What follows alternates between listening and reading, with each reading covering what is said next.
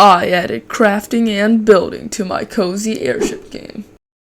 And the goal by the end of today's video is to be able to build an airship in our game. Now, normally we 3D model in Blender, but we needed voxel models for this game, so I decided to 3D model in Magica Voxel.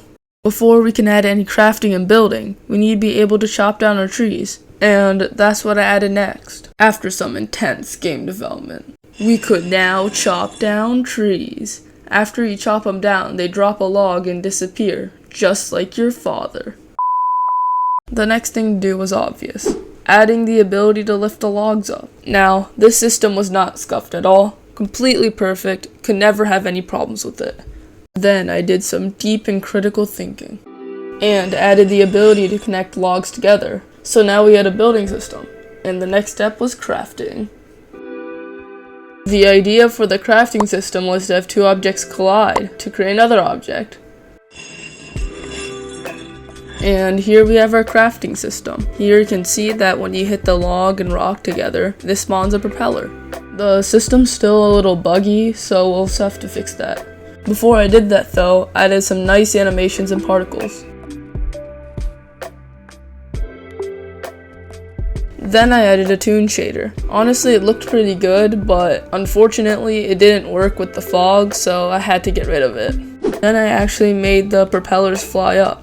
Finally, I added some post-processing to make the game look even better. But then, disaster struck. The lifting system stopped working for propellers, but it still worked for everything else. And I spent hours trying to fix it, but to no avail. Then on top of all that, the crafting and building systems stopped working while I was trying to fix the first issue.